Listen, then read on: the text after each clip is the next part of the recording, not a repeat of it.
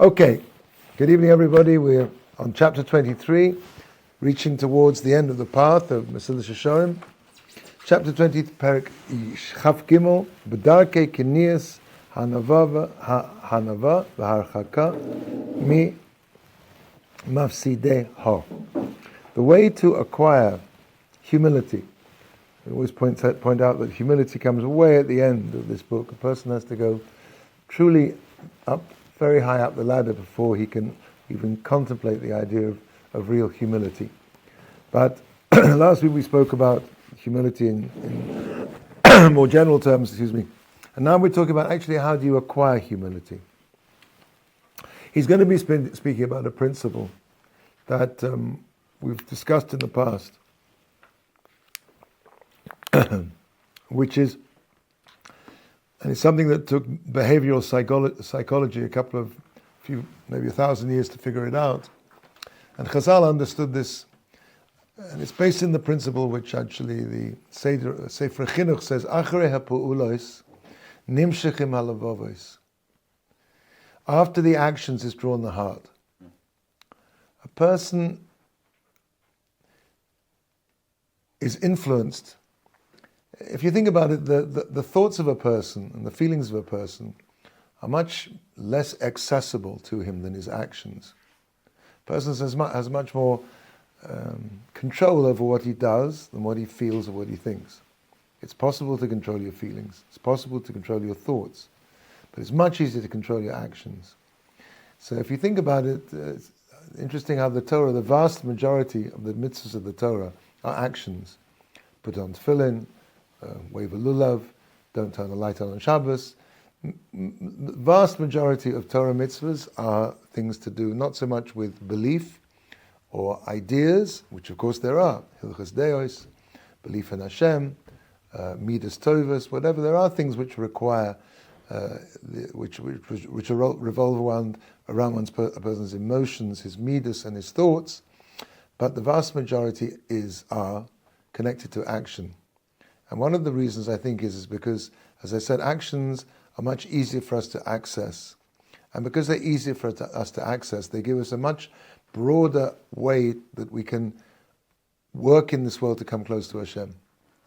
Somebody once said, I don't know who said it, but I think it's a wonderful idea.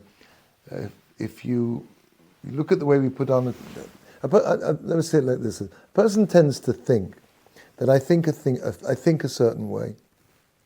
Because I think a certain way, I have a certain opinion about something.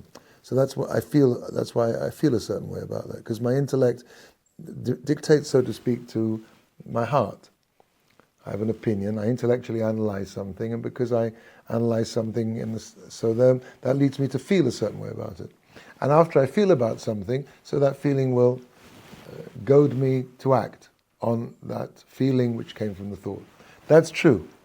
But there's another, and as I'm trying to describe, a much more accessible system, which is completely the reverse. And that's why, maybe, that we put the tefillin on the arm, on the limb of action. And the action then leads to the heart, because the tefillin shal yad, now has to sit against the heart. And once the action has informed the feeling, then we put the thoughts. In other words, a person is equally, and maybe even more in some ways, influenced by what he does. This is something that you'll find in the Sefer Chinuch. He goes into great detail about this in Mitzvah Tes Zayin, I think it is, about not breaking the bone of the Korban Pesach. It's a big, long, but basically he's saying what I'm saying now, that after the heart, the heart goes after the actions. So he's going with this principle now. I think we can understand his approach here. Let's start off. Shnayim heim hamaraglim es ha'odam ela anava. There are two things that accustom a person to humility: haragilus v'hisbonein. Regilus is habituation, and v'hisbonein is deep introspection, analysis. Clearly, it's interesting. He puts the regilus is something which is habituation, which is physical, as we'll describe soon. That comes before his bonanut, introspection, intellectual analysis.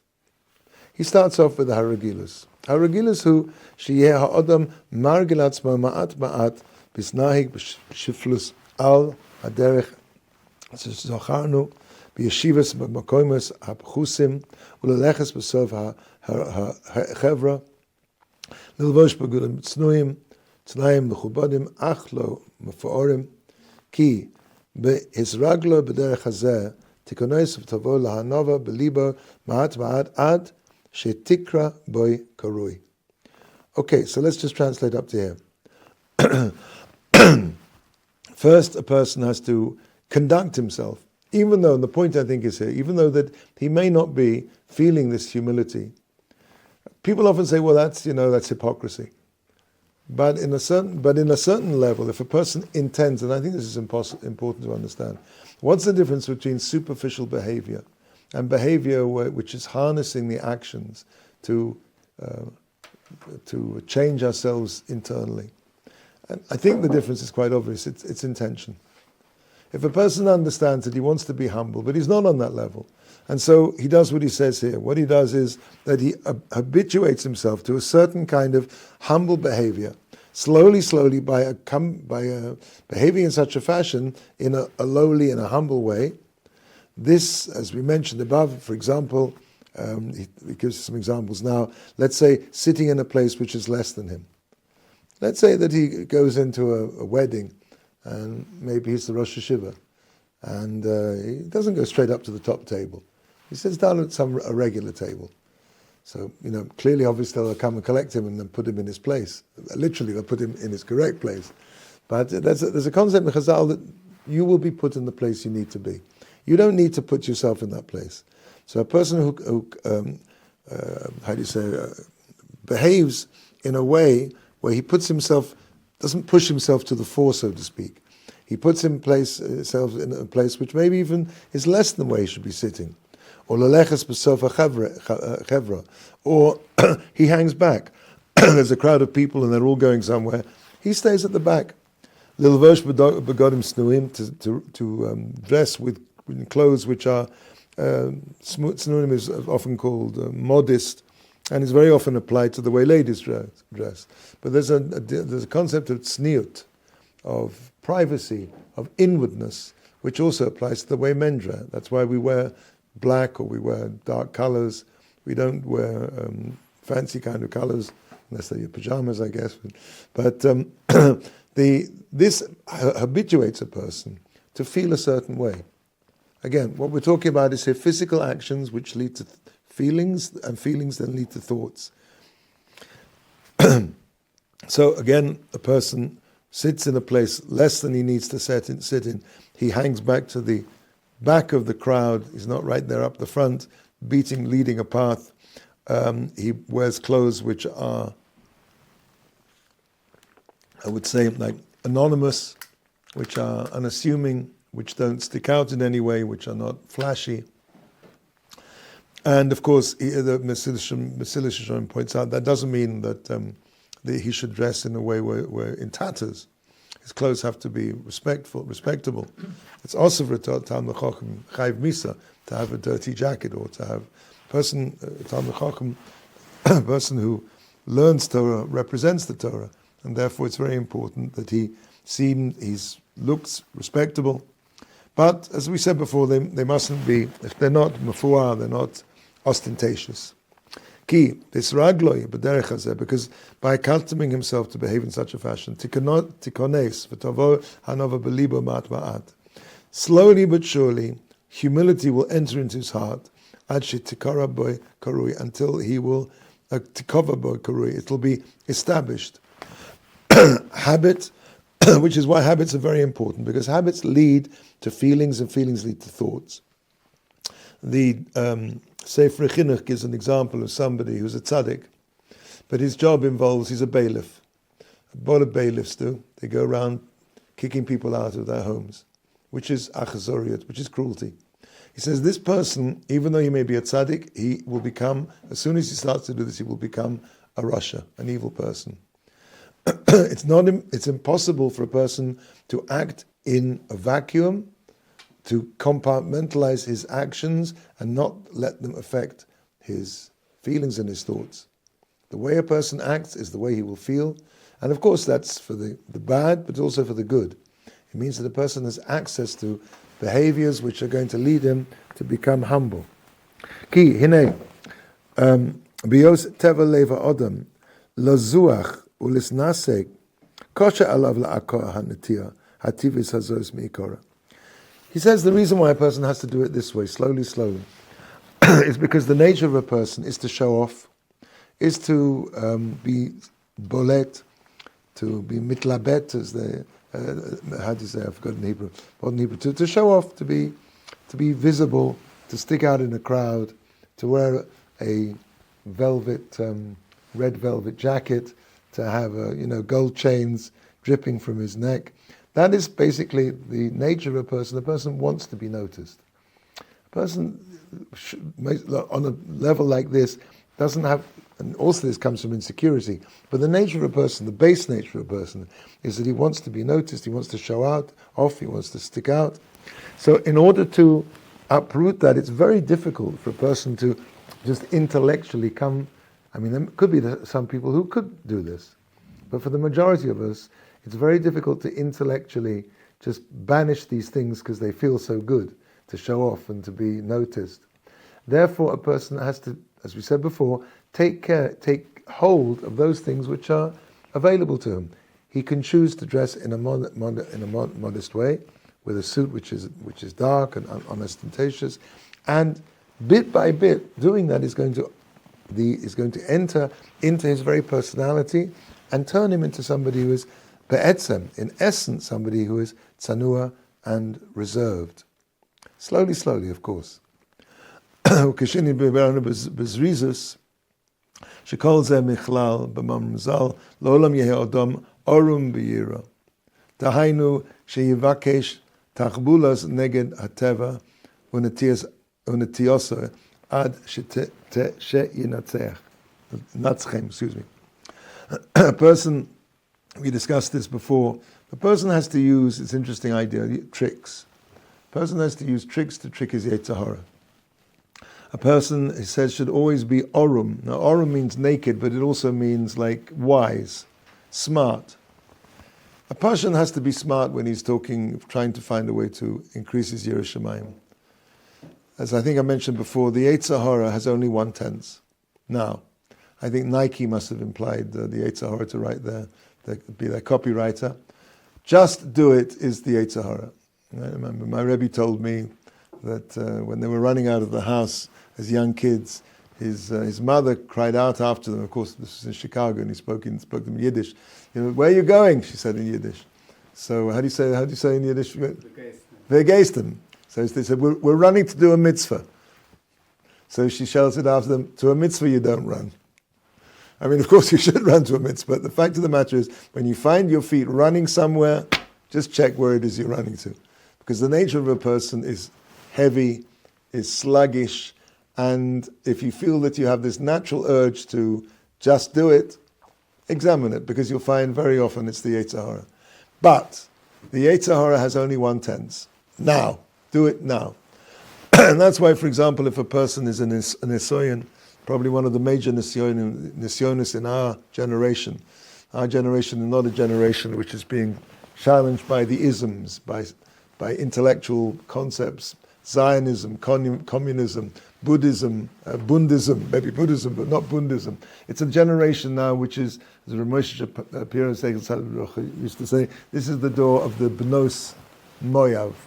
In other words, it's immorality, it's the internet, which is one step away from the most terrible things a person can possibly see. So how does so let's say a person is challenged in this way. The Yetzer Hara says, just do it, push the button. So what do you say to Yetzer Hara? I'll push it, but not now, in a moment. Even though it's very difficult to go head to head with the Yetzer Hara, it's almost impossible. The Yetzer Hara is a malach. He's an angel. He's always outpower you.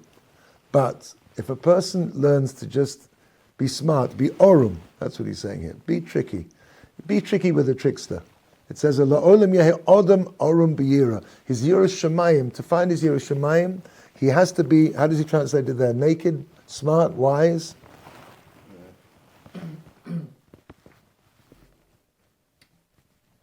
Okay, doesn't matter. I'll tell you what, I've got the same book with you. Yes, here we go. It's on 467. A person should seek out strategies to use against the inertia of one's own nature and its inclinations. And it's the top of the next page, I think. No, it's not. We're not quite there. Yes, a person should always be resourceful in his pursuit of the fear of heron. He's writing orum, but orum literally means naked. It means smart. I would have translated as like smart, clever. Because, as I said, the Yetzer Hara, for example, the Yetzer Hara will not stop you. The Gemara talks about a situation where a person who walks down by the river, decides to go down by the river where the ladies are washing their clothes, and he says to himself, "I'm going to be very strong. I'm going to look the other way." This guy is a Rasha, because he's got no business going there. A person is not allowed to elect to put himself in a situation of danger, physically or spiritually. But in other words, the Yetzer Hara won't stop you planning against him. So you say, "No, I'm not going to go that way," and that's why he's a Rasha, because really he could plan, he could be smart against his Yetzer Hara. Okay, so that's the idea. A person should figure out stratagems, how to be able to conquer his Yetzer Hara. Here we're talking about the Yetzer Hara of laziness, of the desire not to do anything. So, the Ein Tam, where are we up to? Yes, Orenba.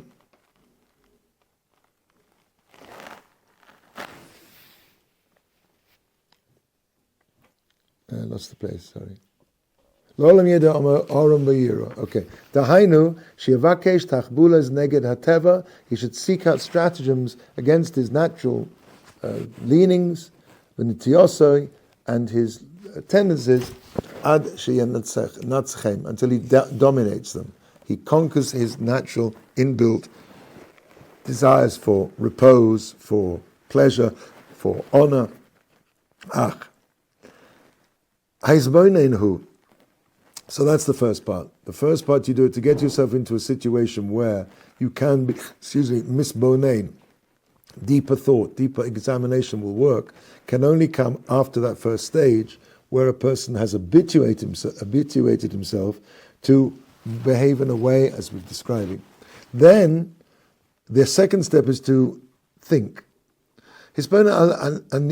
Inyonim shonim, to think about different things. For example, muska b'divrei Akavia ben Mahalalel. Akavia ben Mahalalel, and they read this actually here at Levias. Do me'ein basa. Know from where you came. You think you're such a big shot? Well, you know where you came from? Mitipa srucha, from a putrid drop, from a small drop of smelly liquid that emerges from the body of a man.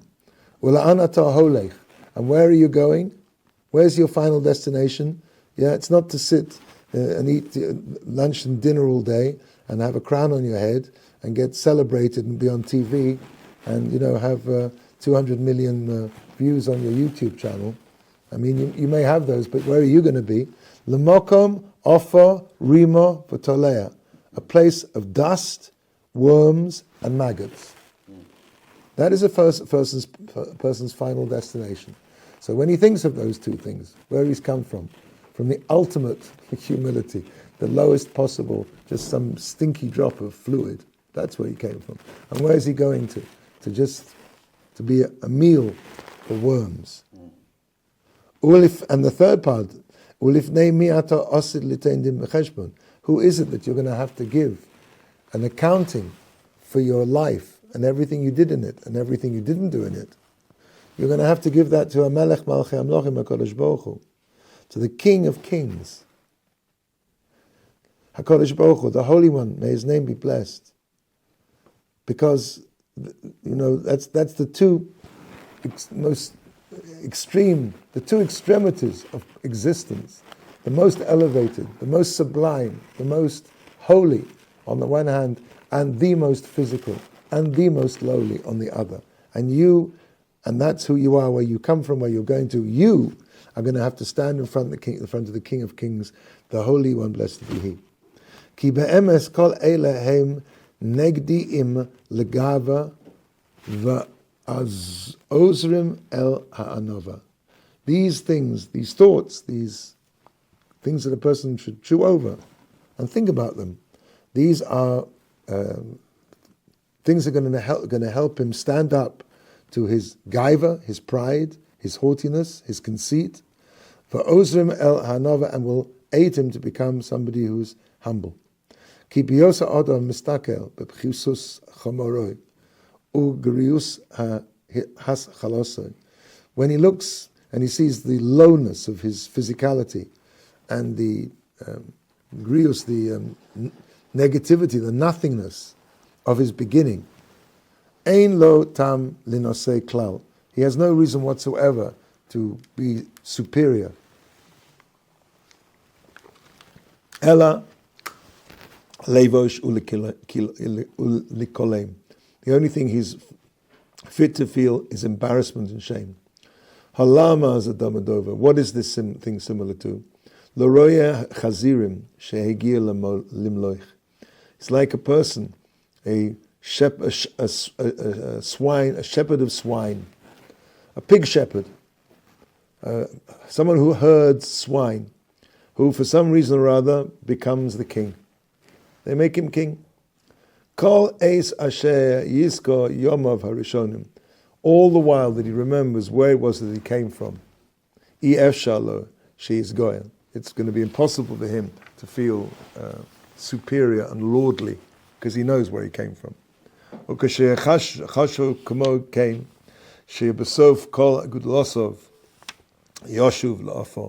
when a person thinks, however high he is, however famous, however great, however big a king he is, as Napoleon once said, Napoleon didn't like to sleep very much.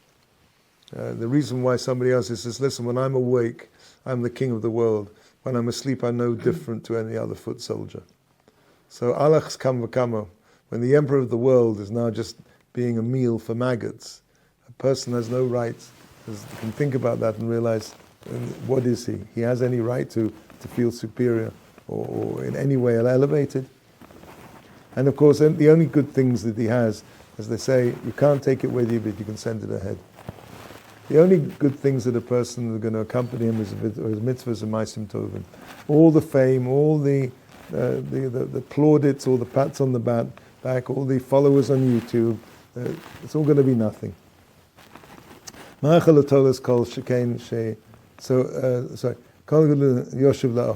going to be like dust. When he realized that everything in the end is going to crumble quite literally into dust. Food for worms. All the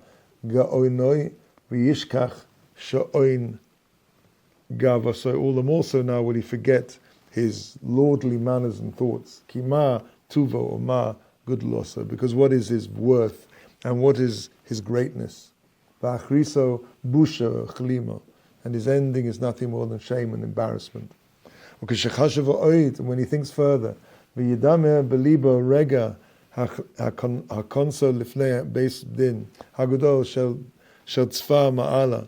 And if a person in this world just take a break and think for a second that he's going to walk into the heavenly court, the vast array there of judges, the whole system of justice. I mean, how frightening it is. I don't know if you've ever been in court for anything. You ever had to be in court for anything? So, Rabbi once told me he was just before Rosh Hashanah.